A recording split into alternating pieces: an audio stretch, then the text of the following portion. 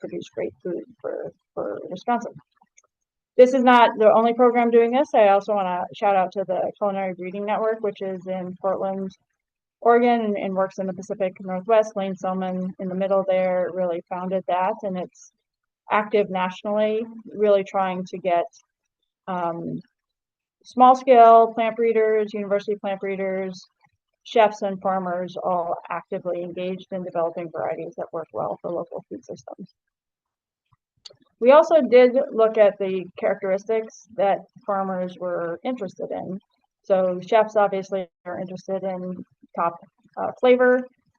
We surveyed organic market growers with the Organic Seed Alliance, and this was kind of across the country, but we mostly got folks from the northern kind of tier that were responding. And for the farmers, flavor also came out as the top priority. That was closely followed by yield and disease resistance, and then also earliness or days of maturity. But a variety has to have good quality first for it to work in a local food system before a farmer will be able to sell it. And so they often pick based on quality and then hope they can also get disease resistance and productivity. But they don't necessarily want to grow a very high yielding variety if they don't have a good market for it. And so the flavor really came out as the top priority for growers as well. I think it's an exciting time to be involved in this kind of work because we do have a lot of smaller scale companies that are getting into organic vegetable seed and vegetable seed in general. And they often are prioritizing regional adaptation and quality. The challenge here is that growers don't have the time to read 100 seed catalogs and order like one variety from every catalog and test them out on their farm. It can be a little overwhelming to look at this many different seed catalogs and options, not knowing whether any of the varieties would do well in your area. So there's a lot of potential, but logistically it's difficult for farmers to actually take advantage of that. And it's also logistically challenging for them to organize on-farm trials. There's a lot of things that are priorities for a working farm. And as much as research is important, it's very difficult to do when you're a single farmer organizing it yourself.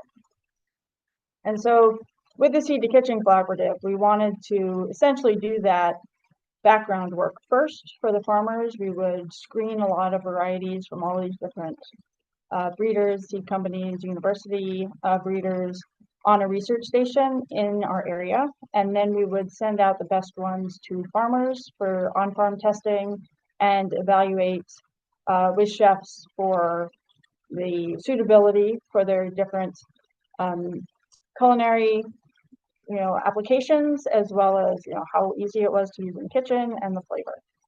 So that was kind of the different components of the trials with the Seed to Kitchen Collaborative. These were based on what's called a regional satellite trial model. So you have regional sites, there are fewer of them. These were our research stations, and you're able to collect more detailed data on those sites.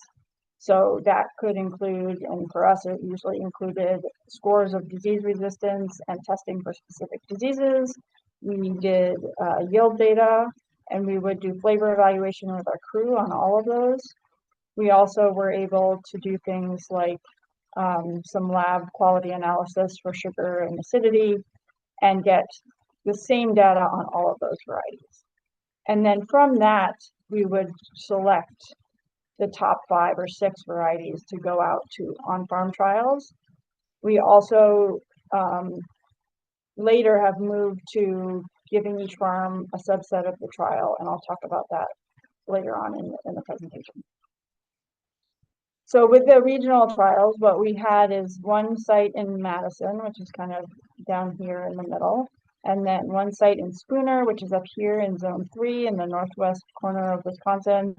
And then we sent out these sets of 5 or 6 varieties to the farm sites, and I kind of have them marked on the map by year, so you can kind of see over the course of the years. We actually did have quite a good sampling of the Midwest. This is 4 years of trials. And then we were able to make comparisons between, say, the yield measured on station and the on-farm observations. And in general, we had a good correlation. We were, however, just sending out the top 5 or 6 varieties for the quality and yield kind of combination. And so we didn't have all of the varieties tested across this whole region. The on-station trials were managed organically, certified organic. We had the ability to do high tunnel in the field. We had the ability to do a lot of varieties. This took quite a bit of grant funding, as you can imagine. And so this was one of the big challenges with having a large regional trial and then a network of on-farm trials. Is funding the regional trial is actually quite challenging over years when it is grant funded. Some institutions, particularly for agronomic crops, are able to charge a per entry fee, but we were mostly serving very small companies. And so that was not something that their budget really allowed them to do. And we were trying to fund it primarily with grant funding. We had some companies that sponsored entries that were a bit larger, but most of the companies were not able to do that. We also had a really great group of chefs that essentially donated a lot of their time to doing this kind of monthly evaluation of all of the different varieties that we had in the trial. So we would highlight a different crop every month, and sometimes 2 crops in a month. And we would then, based on the data we had from the station, take it down from 40, 50 varieties. We would screen them as our crew had some training and did that. And then we would narrow it down to about 12 varieties for the chefs to then taste. So that was really, generous on their part. And I think they found some varieties that they really liked. But they also gave us really good information about what they were looking for beyond just the varieties that we were testing. They could tell us, well, we like this combination, or we need more intensity in this crop in particular. For tomatoes, for example, we had a lot of sweet acid varieties, like that had intense sweet acid, but not as many that had that really savory tomato flavor that were doing well in organic systems. And so those types of things were really useful for breeders to know. This is kind of in contrast to what you would typically find in taste testing. So the image there of people sitting in booths is kind of the standard. And so you would have everything very controlled. You would have a trained panel. They would taste things essentially with either light or some kind of disguise so they couldn't actually see what they were tasting. And then they would try to quantify things in a way that had no preference attached to it. And the methods that we were using and are using are classified as rapid sensory evaluation. And those are much more geared at producing data in the environment where that food will be used. So similar to variety trials, you want it in the environment where the farmer is farming. This was in the kitchen. For our crew tastings, you can see the little tomato cups there. We didn't make any attempt to disguise appearance because that was part of what we know that is a big part of, attractiveness, both the appearance and the flavor. And sometimes they interplay so that if you expect one thing based on the appearance, like you expect a bland tomato if it's yellow and it's not bland, that can actually produce a different result than if you didn't know what color it was. So, it is something that was geared towards helping breeders make decisions holistically rather than producing the typical, very quantitative sensory analysis that is seen as kind of the gold standard, I guess, in the food science world.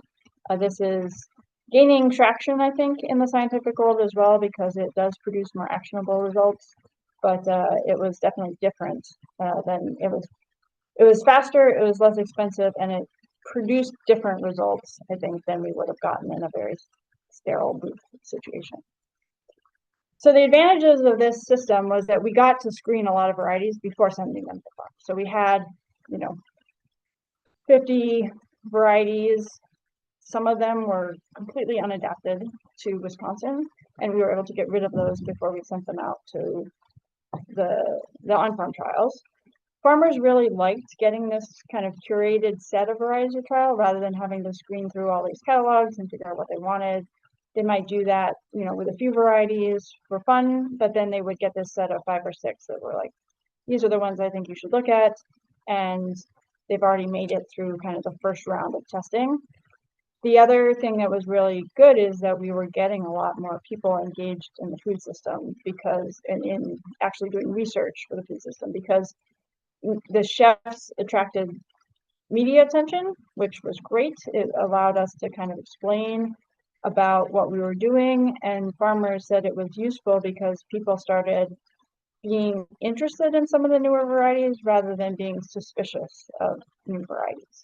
And I think that can help as well, because if you're trying to find something that works in an organic system, you want disease resistance, you want productivity, sometimes that is an heirloom, and sometimes it's a more modern variety, and you don't want to be needing to grow varieties that are heirlooms because people are asking for them if those aren't actually the best varieties for your system. So that was a good piece of this. Some of the challenges was we only had 2 research stations, and so that was challenging for actually representing the range of environments across the upper Midwest. And that was the first filter. So people wouldn't get varieties if they didn't do well on one of these 2 sites. We also were limited by logistics and seed quantities. If we're sending out the same 5 varieties to everybody, we have to have enough seed of that variety to send to everybody, which could be limiting.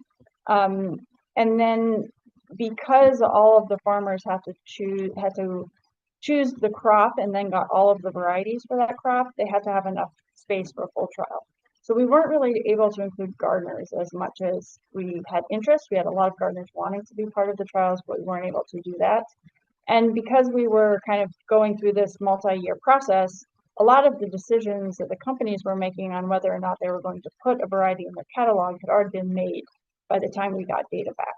And so sometimes we would be giving companies that were a little larger data from the upper Midwest, and they'd already decided to drop that variety because it didn't do well in California. And so we had this kind of challenge of sometimes we would find a good variety, but the decision by the company had already been made, 6 months before that.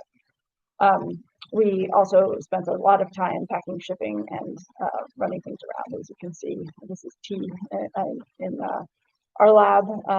T Lee, who did a lot of our packing for us. So we were looking for ways to streamline this and also get more people involved. And there have been some improvements in methods. I think from my perspective, there are improvements. The Biodiversity International group out of Rome, it's part of the FAO, has been working on methods called triadic methods, where every farmer gets 3 varieties. And then across the whole network of farmers, you're able to compare all of the varieties. You have maybe 10 to 20 varieties in the trial, but each farmer gets 3. And then you're able to still make this comparison in ranking because each farmer ranks those 3, each farmer gets a different set, and it's like a incomplete block design trial. So across there are statistical methods for essentially merging that data across the whole network. So each site has 3 varieties. The ratings can be best, worst, middle, or like a 5-star rating. There are no checks, which is a big change from a lot of how we did the regional satellite trials. With the satellite trials, they all had the same varieties and they had one of those replicated. In this case, we have no replication and no checks, but we have a lot of sites. And so that gets us better participation and better ability to involve groups like gardeners that are very numerous, but couldn't manage 5 or 6 varieties because of space limitations. The trial might look like this.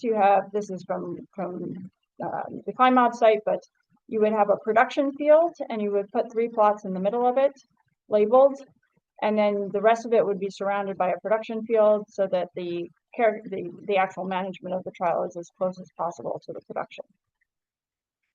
The challenge with this is like, how good do you need the rankings to be? And so the more farmers you have, the better your data is. And we have done some comparisons, which I'll show that the rankings are actually quite similar to the randomized complete block designs on our research station. The confidence intervals tend to be a little wider, but for on-farm participatory research, like farmers are always dealing with a lot of uncertainty. I'm sure all of you on the call, if you're 80% confident in something, that's probably confident enough to make a decision. You don't have to be 99.5% confident in something to make a decision. And if you were, you would be paralyzed. So the type of data we get from this is actionable.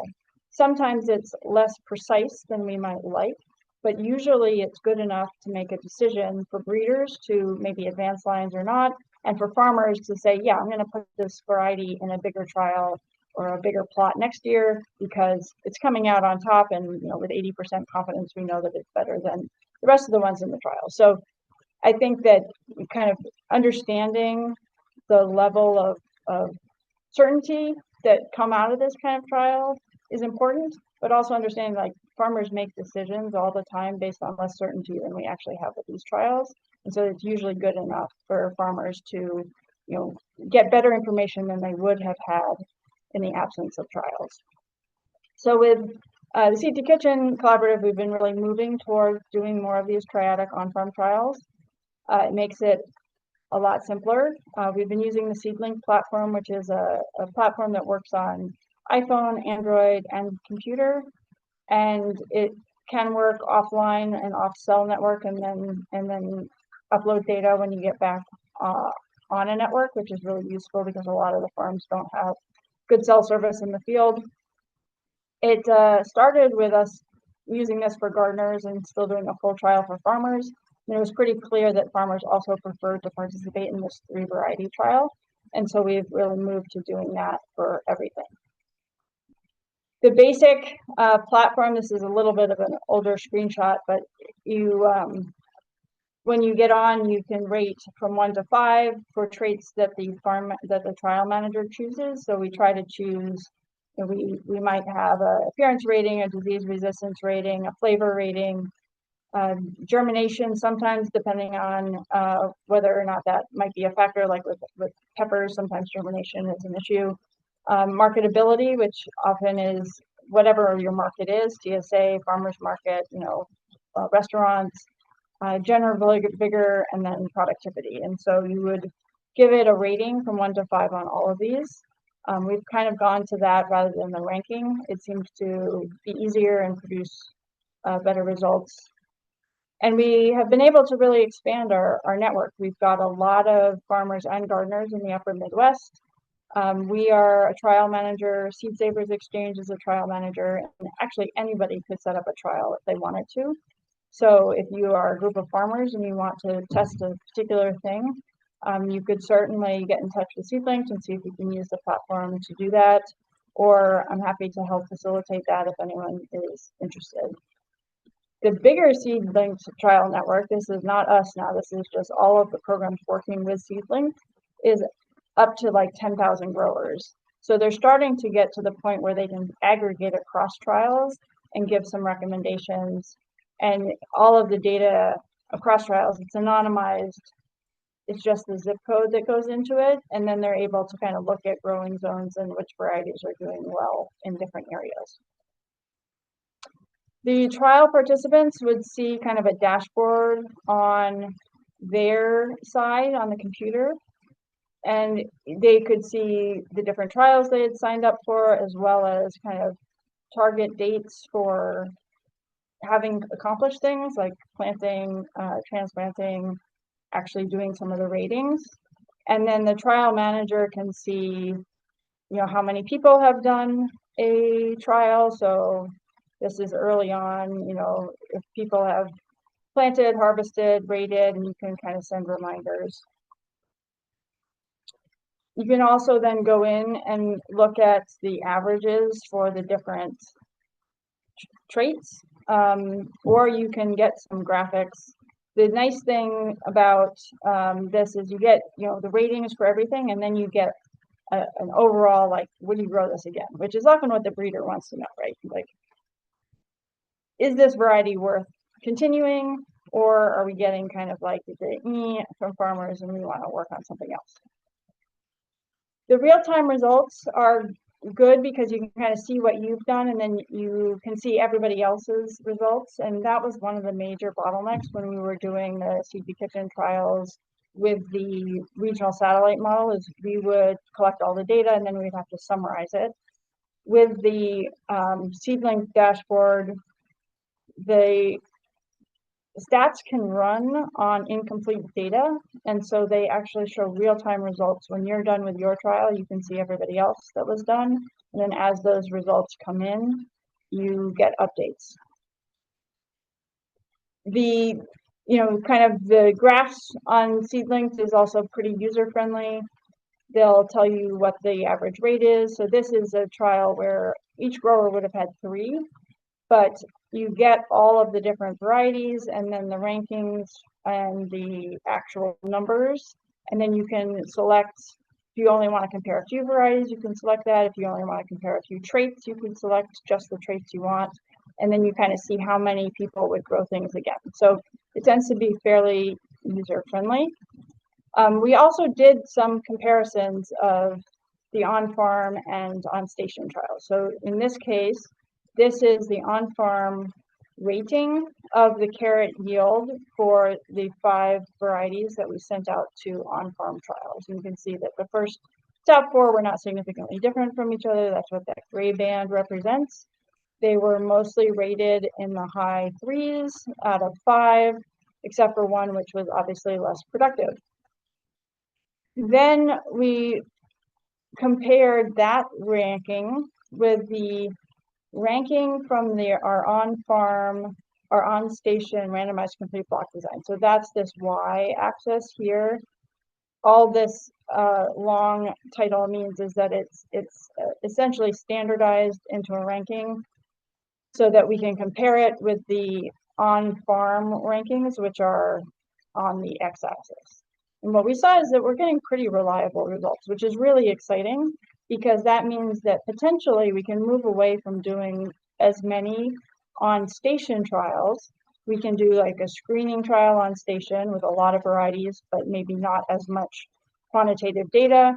And then we can send out a large number of varieties to on-farm trials and actually get better data because we're testing more varieties and we're testing a broader geographic range. And we can respond more quickly to farmer requests because we don't have to go through like 2 grant cycles to get funded before we can do a trial. We can actually do it as soon as we have enough funding for like postage to send out seed. So that is really exciting.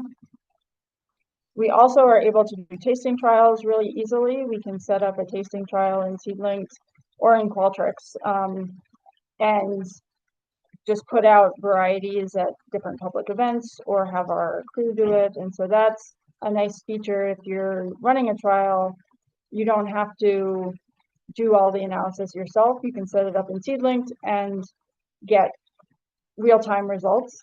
The fun thing with this is that you code the varieties at the taste test. So you know they're tasting because they're coded.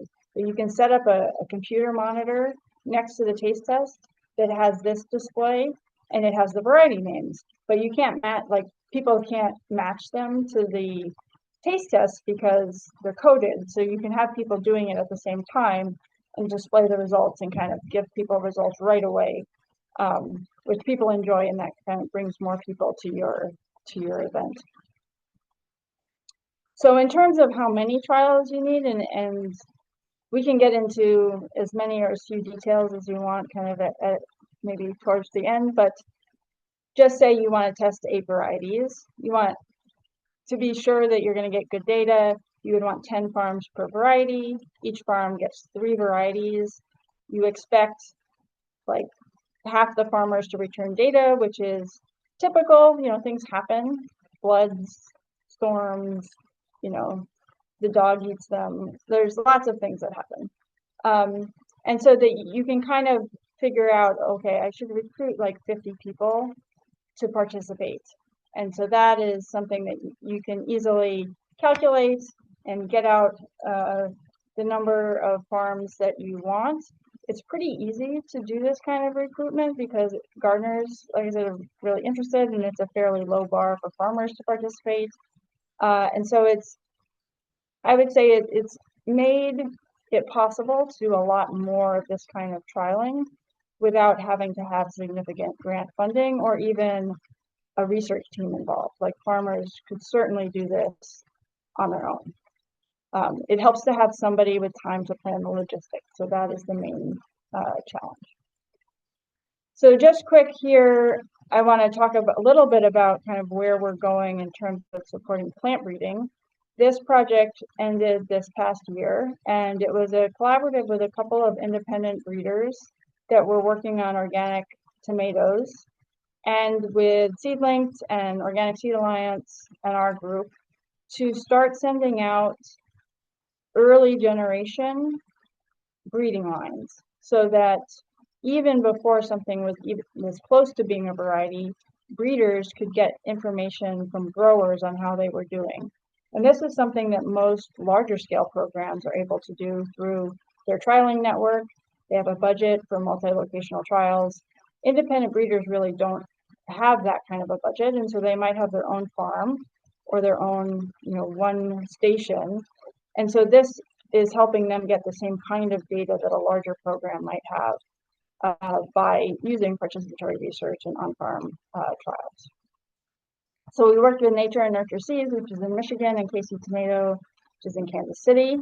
And the idea was that they each had a breeding project that they wanted to do in a participatory way. Nature and Nurture Seed was looking for an open pollinated replacement for Juliet, which is a common saladette tomato that has really good performance, but not so great flavor. I mean, it's good, but it's not like heirloom flavor. And then Casey Tomato was working on, Keith Mueller, he was working on getting a cocktail-sized tomato with the flavor profile of a sun gold cherry tomato and trying to get something that didn't split quite as badly as some of the really high sugar varieties did, and that had higher acid contents than typical yellow tomatoes so that the flavor intensity would be really high. So we worked with both of them. The way this worked is that they made crosses. They made a couple of generations of selection because when you're in the F2, F3, you have very limited seed. And then we sent out F3 seed, which is the third generation after the cross. We sent that out to a whole network of growers, about 20 growers per breeding project. And those growers sent back data on what they liked, what they didn't. This was all within the same cross. So all of these individual plants were highly related to each other, but we're still differentiating and sort of different combinations of the parental characteristics. So they got data back on that, as well as each grower selected the top 3 plants and sent back seed. We then processed the seed, grew it in the greenhouse, made sure there were no seed-borne diseases, and sent it back out to the network the next year. So we gained a year of advancement in the greenhouse, as well as ensuring that people were not getting a seed that might have seed-borne diseases. And that we cycled through in a few years to a point now where Erica at Nature and Nurture Seed is releasing a variety this year. Keith is probably going to release one next year. So that essentially cut their breeding time in half and got them a lot more information from growers at the beginning of the breeding process so that they're more confident that those varieties will be acceptable and that the chefs and farmers that have tried them will be excited about growing them. The data that came back is more complicated than actual variety trials just because you have so many lines. But what I want to point out here is that Juliet here is one check, it's in orange, and then Blush is the other. So those are the 2 parents and the checks. And so Blush has very good quality and Juliet has less good quality, which we knew. You can see where the breeding lines are. You have some that are better than both parents and you have a lot that are better than Juliet. The next one in production, Juliet, was the top producer, which we expected. Blush was also pretty good. We did have some breeding lines that were high producing, and then we were able to combine those traits and kind of pick the ones that there were a few up here that were better than both parents for an index of both production and quality. And so we're able to actually use this data to make breeding decisions, or the independent breeders were able to do that. And they wouldn't necessarily, they would have had data from their own farms, but this hopefully gave them, feedback from a lot of growers who were really experts on tomato growing, and can give them good feedback without having to take yield measurements on productivity and on quality. So this is the first release. It's part of the open source seed initiative, so that everybody can save seed, the farmers can continue the project, or people are welcome to maintain any of the breeding lines on their own farm. And then Erica is carrying Jada Tomato in the Nature and Nurture Seed catalog. The other variety is going to come out soon. It is about 1 year behind Jada, and we're hoping to keep this going and to expand it to more breeders. So with that, I hope I've left enough time for a few questions. And I'll stop sharing so I can actually see people. It's kind of interesting presenting to a blank screen, but thank you, Julie. Yeah, now I can see you. Awesome. Super interesting. Lots of really great information. I'm gonna start with questions that were dropped in the chat, and then we'll open it up to anybody who's on that wants to ask their own question. But Carl asked if anyone in this project had been looking at nutritional content of the product. Yeah, that's a great question. So the carrot breeder looks at all of the carotenoids, and that's Phil Simon, who's at the USDA ARS here. The independent breeders usually don't look at nutritional quality because those tests are really expensive, and we have not been able to do nutritional quality testing of all the varieties in the trials just because of the expense. I mean, from my perspective, if people eat more carrots and tomatoes, like that's probably the best thing we can do for nutritional quality. So I've been really trying to get better flavor and better awareness of local produce, so people get things fresh. Hopefully we get things that produce better, so the price points is reasonable, and things that taste really good, so people will eat more of them. I do think testing nutritional quality would be interesting and would help demonstrate if there's an advantage to buying more local varieties that are adapted to the area, but it is quite expensive to actually do that testing. Interesting. Thank you. Yeah, that comes up a lot in at least the local food work we talk about with the Central State program for our small scale farms. Can we make that claim as we help encourage folks to purchase our small scale local products? Yeah. We also had another question about how many growers you recommend for a strong variety trial. And we looked at the, I know you showed us that formula to figure that out based on 8 varieties of tomatoes, and ended up being 50 growers. He laid that out really nicely. It made a lot of sense. But yeah, I mean, if you have a group of growers that's really committed, like, you would be able to do it with fewer. I think the main thing is we don't want to exclude people, and we know that a lot of things happen that allow, that make it harder for them to complete the trial. So we aim for 10 reps per variety and expect a 50% return rate. And so that's what gets us to that number.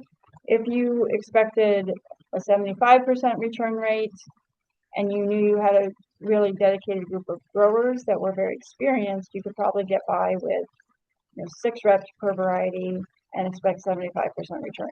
That would reduce the number you have to recruit, but it increases the risk that your data is not as reliable. I'll throw in my own follow-up to that question. It kind of comes to, like I mentioned at the beginning, that we have our working groups that are forming, and some of them are talking about trials around specific crops.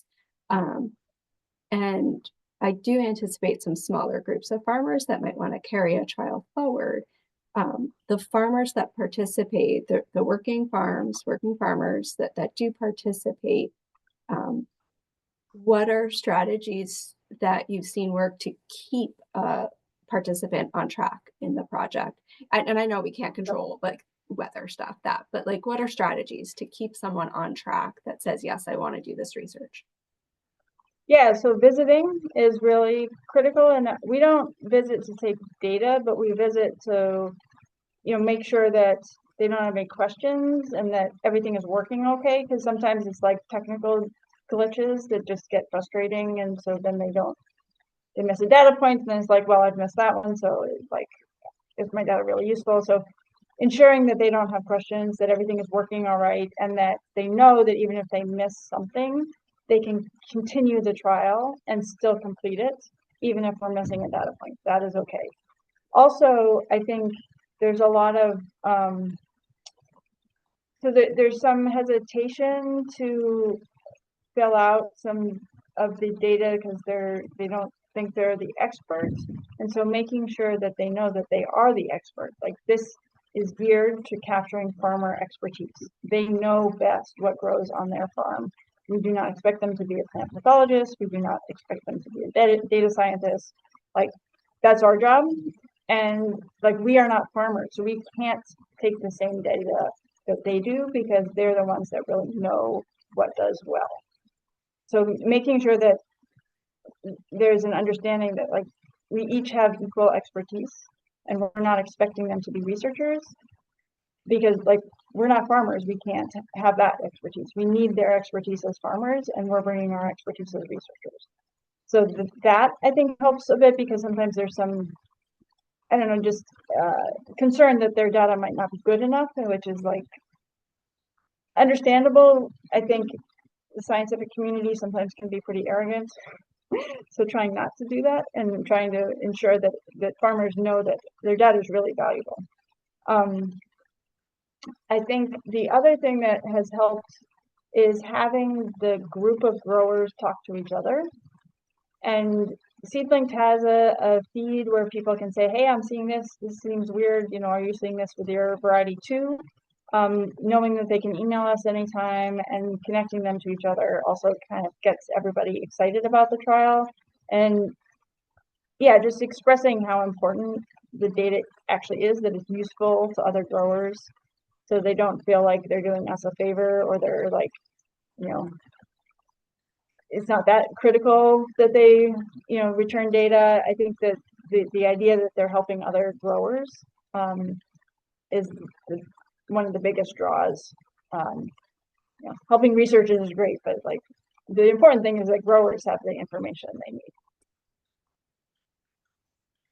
And any farmers, I don't know if you've got, it looks like there's a few farmers on the call. So if anyone has thoughts on that about like what helps you, what we could provide to help you stay engaged and to make sure that you're not like feeling it's too much work for the amount of benefit you get, I'd love to hear it. And any other questions too? Now's a good time. I know I've got one in the chat that I'll ask, but yeah, please, if you're on the call and have a question, this is a great time to ask Julie. I have a question, and I apologize if I missed this. Where do you actually get the varieties from? Yeah, it varies. So we have, so prior to COVID, we were essentially contacting a lot of the seed companies that we knew had breeding programs. So, Johnny's High Mowing, a lot of the smaller companies, some of the bigger ones like Vitalis.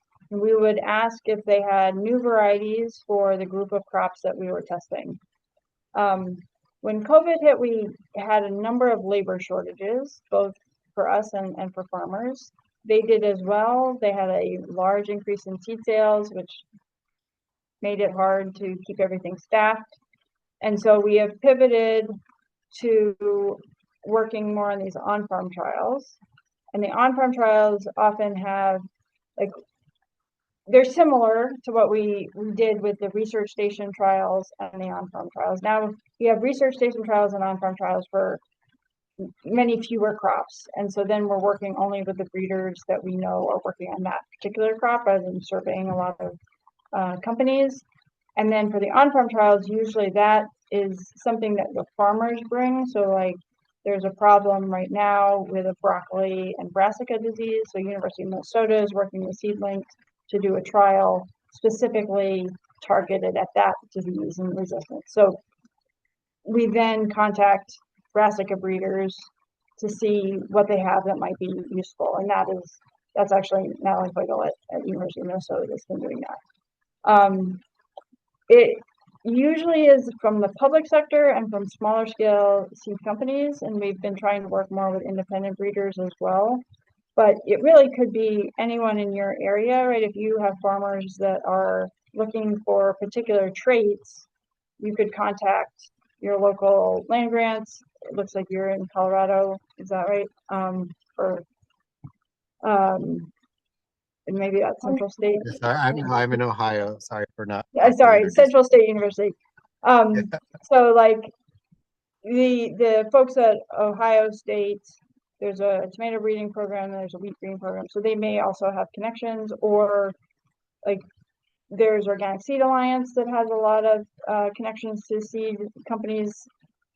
There's Seedlinks that now has a lot of connections. So I would start with people that are doing trials or that are working in the breeding space, and then see who you should be asking for answers to the particular problem that growers are surfacing. That probably doesn't help too much, but No, that was great. Thank that has you. been our strategy.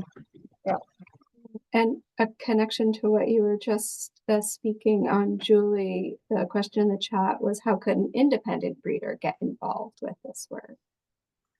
Yeah, definitely. So feel free to send me an email or Seedlinks. We're hoping to get funding if the federal government decides to run grant programs to continue the work of the grant that ended, so that we can provide more logistical support like greenhouse multiplication. Without that, the platform works, and we would be happy to help facilitate trials for independent breeders. The actual logistical support is a little dependent on grant funding, but please feel free to reach out. And there is a network. There's an Upper Midwest Seed Network for seed growers and breeders, and that's run by Organic Seed Alliance. So we'd be happy to loop you in there to talk to other breeders as well.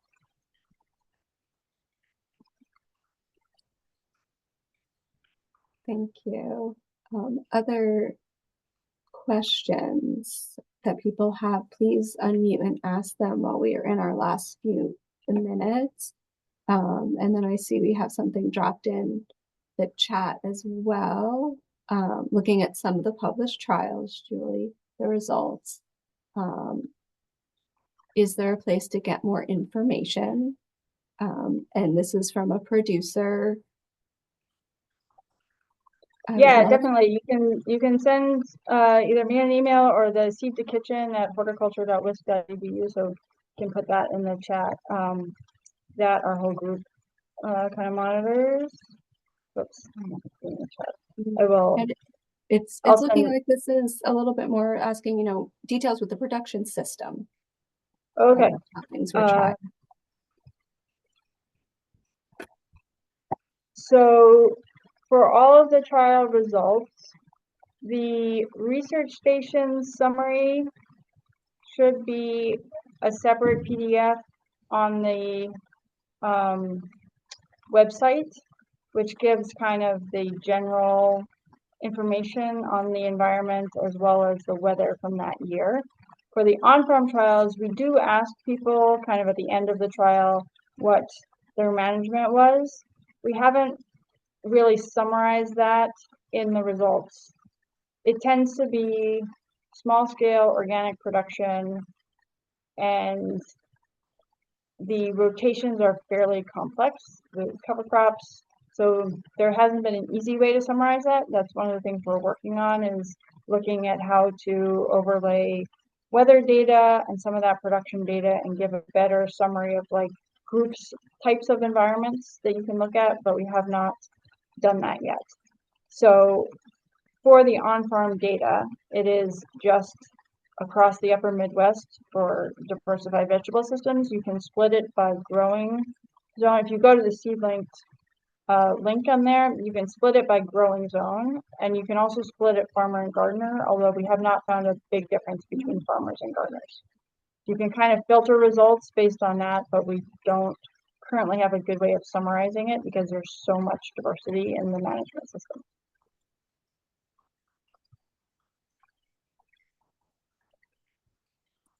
And for the uniform metric, all of the data is in the uniform metric. So that is for the on station trials, the data is per plant or per bed foot or per bed meter. The rating system is just a 1 to 5 metric.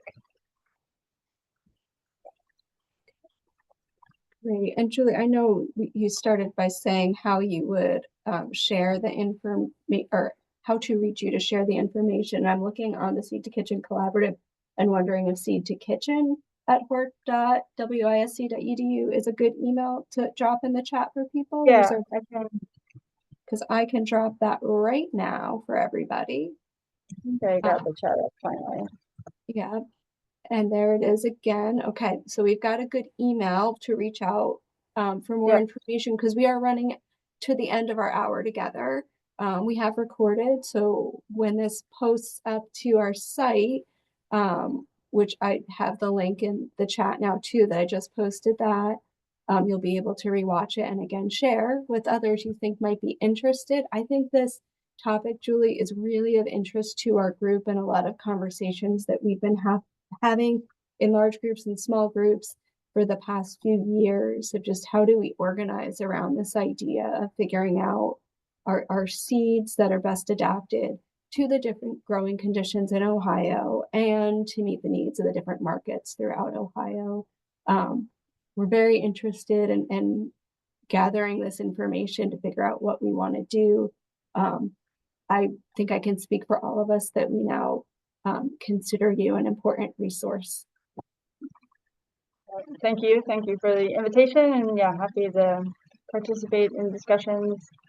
It's been an evolving process for sure, and we have not figured everything out, and we certainly haven't figured out kind of the funding longevity, but I think we're getting to a point where it can be more self-sustaining, so happy to chat. Thank you. It's very exciting. Thanks. Thank you guys all for joining today. Just a reminder, we'll meet again virtually on May 1st at noon. And again, we have the forming working groups, or the formed working groups, and the ability to form more if there's that interest. That's what we want for this network. So please remember that Johnny, Cassie, and I are all here for you if you have that interest and want to talk more. And in case you don't have our contact information, that's now in the chat too. But I hope everybody has a great few weeks until we see each other again. Take care. Thanks.